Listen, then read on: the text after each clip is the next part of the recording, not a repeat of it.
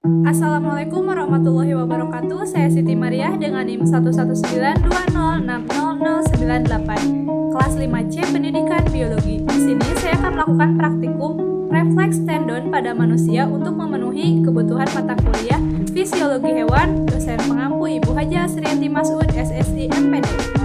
Jaringan saraf tersusun atas jutaan sel saraf atau neuron yang berperan dalam menghantarkan impuls ke otak sehingga terjadi tanggapan atau rangsangan. Satu sel neuron tersusun atas badan sel, dendrit, dan akson atau neurit.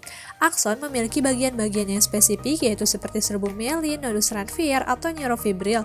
Dan menurut struktur dan fungsinya, dan neurit ini dibedakan menjadi 3 yaitu neuron sensorik yang berfungsi untuk menerima impuls dari alat indera lalu meneruskan ke pusat otak atau sumsum tulang belakang. Kemudian neuron motorik berfungsi meneruskan impuls dari sistem saraf pusat menuju efektor atau otot dan kelenjar. Yang ketiga, interneuron atau neuron konektor berperan dalam meneruskan impuls saraf dari neuron sensorik ke neuron motorik. Renan 2014 halaman 351 sampai 352. Berdasarkan mekanisme penghantar impuls, sifat atau tanggapan suatu rangsangan dapat dibedakan menjadi gerak biasa yaitu gerak yang dihasilkan karena rangsangan dialirkan melalui otak dan gerak refleks yaitu gerak yang terjadi secara spontan dan cepat karena tanpa kontrol otak. Renan 2014 halaman 355.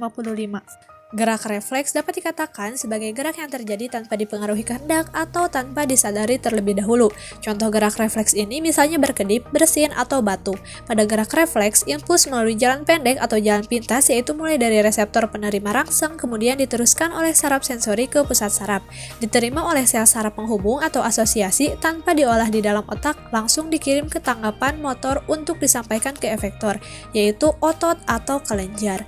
Adapun pengertian refleks menurut Robinson tahun 2002 adalah suatu bentuk respon segera baik motorik maupun sensorik terhadap impuls dari saraf sensorik aferen. Refleks merupakan suatu jalur sederhana di mana stimulus akan disampaikan ke medula spinalis. Dari medula spinalis, sinyal akan disampaikan baik ke otak maupun ke saraf eferen sebagai pemegang kendali otot-otot yang terpengaruh oleh stimulus. Dengan demikian, tanpa adanya intervensi dari otot dapat berkontraksi sebagai respon dari stimulus. Tidak adanya intervensi dari otak membuat refleks dapat terjadi secara cepat di luar kesadaran. Tujuan praktikum ini untuk mempelajari reaksi-reaksi pada beberapa bagian tubuh sebagai akibat dari rangsangan. Alat dan bahan yang digunakan dalam praktikum ini, handphone untuk senter, kursi, benda berat berupa botol kecil, air minum, anggota tubuh praktikan yang terdiri dari mata, mulut, lutut, telapak kaki, dan telapak tangan. Langkah kerja. Refleks pada pupil. Tutuplah mata selama 1-2 menit, kemudian buka dengan cepat dan perhatikan bentuk pupil. Refleks pupil dengan tiba-tiba. Perhatikan respon pupil, kornea, dan kelopak mata ketika mata disinari cahaya. Refleks akomodasi pandang. Hadapkan mata pada benda dekat dan jauh. Perhatikan pupil. Refleks menelan. Telan air ludah, kemudian minum air dan ulangi menelan. Kemudian perhatikan perbedaan yang terjadi. Refleks telapak tangan. Jatuhkan benda pada telapak tangan dan perhatikan refleks telapak tangan terhadap benda. Refleks patella. Duduki kursi dengan kaki menggantung, tekuklah patella, ulangi 1 kali.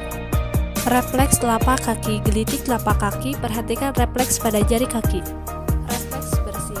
Mengamati perubahan pada kelopak mata, bahu, leher, dan kepala.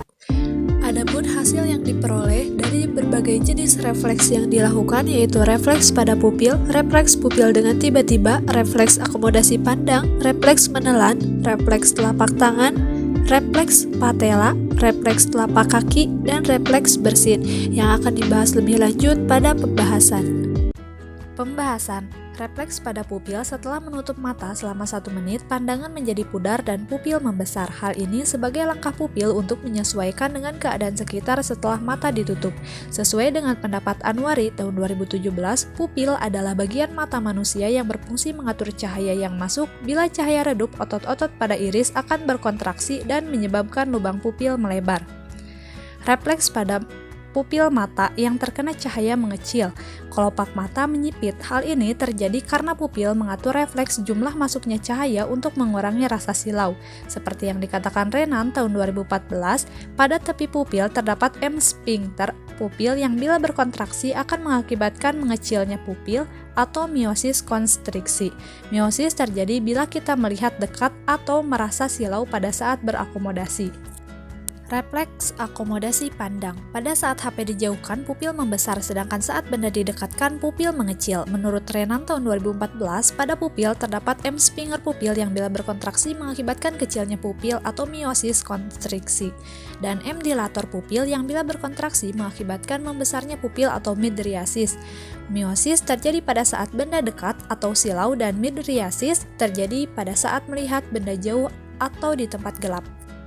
Refleks menelan pada saat menelan pertama terasa lebih keras, sedangkan setelah minum dan dilakukan menelan saliva yang kedua terasa lebih mudah dan halus. Hal ini karena dipengaruhi oleh keadaan basah di dalam mulut. Menurut Sulabda tahun 2017, ada 3 fase dalam proses menelan, yaitu fase dari mulut atau cavum oris sampai paring, merupakan fase sadar, sesuai kehendak, dan fase dari paring sampai ke kerongkongan atau esofagus, serta dari kerongkongan sampai ke lambung merupakan fase tidak sadar atau refleks. Proses akan berjalan dengan baik apabila terdapat saliva yang cukup, bolus basah, dan mulut dalam keadaan basah. Refleks telapak tangan. Saat botol kecil dijatuhkan, tangan secara refleks menghindari benda tersebut. Hal ini disadari apabila benda mengenai tangan akan diperoleh rasa sakit. Gerak refleks terjadi apabila ada rangsangan atau stimuli yang diterima oleh neuron di tubuh. Stimuli atau rangsangan tersebut akan diterima oleh reseptor sebagai pesan yang akan disampaikan ke neuron sensori. Neuron akan memberikan pesan ke jaringan otot bahwa benda tersebut harus dihindari dengan gerakan. Putri, tahun 2019. Refleks patella terjadi gerak pergelangan kaki menendang atau mengayun ke depan. Refleks renggang yang terjadi menimbulkan kontraksi otot ekstensor ini sehingga lutut mengalami ekstensi dan mengangkat tungkai bawah dengan cara yang khas. Refleks patella yang normal mengindikasikan bahwa sejumlah komponen syaraf dan gelondong otot, masukan aferen, neuron motorik, keluaran eferen, neuromusculus, dan otot itu sendiri dapat berfungsi normal. Refleks ini juga mengindikasikan adanya keseimbangan antara masukan eksitorik dan inhibitorik ke neuron motorik dari pusat yang lebih tinggi di otak. Ganong, 2002. Refleks telapak kaki diperoleh respon jari-jari kaki bergerak ke atas dan ke bawah. Menurut Trisna Santi tahun 2016, pada individu normal, stimulus pada telapak kaki diikuti respon berupa fleksi jari kaki. Responnya selalu cepat, jari-jari kecil lebih fleksi dibandingkan ibu jari, dan reaksinya lebih jelas pada stimulus aspek posterior dan lateral. Yang diperoleh dari refleks bersin, di antaranya kelopak mata tertutup, bahu mengarah ke bawah, leher dan kepala menunduk. Hal ini sesuai dengan pendapat Ubaidah tahun 2004. Selama bersin akan terjadi stres yang luar biasa pada tubuh. Tekanan udara yang sangat penting terletak pada mata.